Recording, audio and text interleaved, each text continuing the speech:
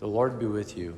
And with your spirit. A reading from the Holy Gospel according to Matthew. Glory to you, Lord.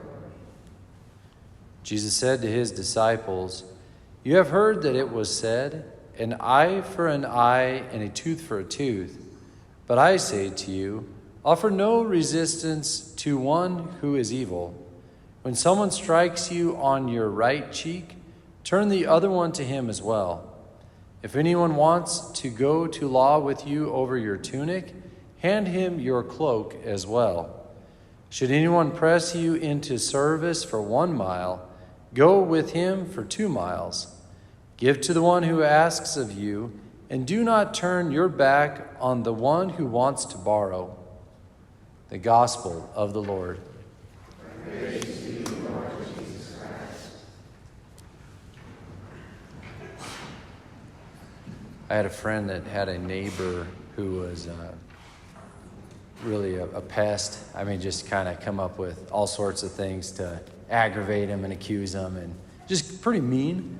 And they couldn't really reason with her, so she told her kids to kill her with kindness. And so every time they'd see her, they'd wave and smile, and they just kept like doing way above and beyond like extraordinary acts of kindness and charity to try to like diffuse this situation. They won her over. You know, they just broke her down through love. You know, she was pretty obstinate. It was kind of off the charts. So this killing with kindness, it worked. And it seems like super counterintuitive from our normal human standards to go that direction. I mean, our normal course of action is eye for an eye, tooth for a tooth. Bring it, man. Not in our Lord's eyes. But he knows best. He knows what really actually works in human nature, and it is that kind of killing with kindness stuff. So with that kind of lens in mind, we can take the line that he tells us, hey, but I say to you, when someone strikes you on the right cheek, turn your other one to him as well. If someone wants to go to law with you over your tunic, hand him your cloak as well.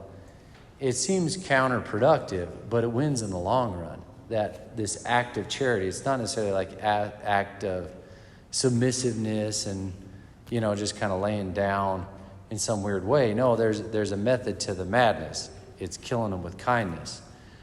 So I think of that today, and even guys like St. Romuald, who we celebrate today, again, he's got this backdoor approach that we don't think of. He was a hermit, man. So like, you know, when we think of whatever's going on in our lives or whatever's going on today, we don't think of retreating. It's like, bring it, man. Front lines, machine gun, come on.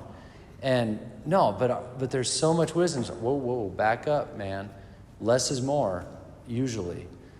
You know, retreat to the Lord, encounter him in deep solitude, that has great effectiveness for whatever the situation we're up against. I got to follow the Lord's will. He's not calling us all to run to the monastery. I don't know. But there is still that wisdom in the charity that Christ presents to us. It's counterintuitive in the world's eyes, but it does work in the long run.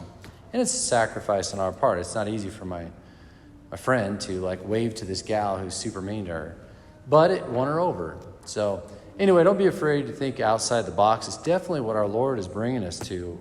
Anytime this whole Sermon on the Mount stuff, it's a way different take that our normal worldly instincts would go about situations. So we got to listen with ears and eyes of faith.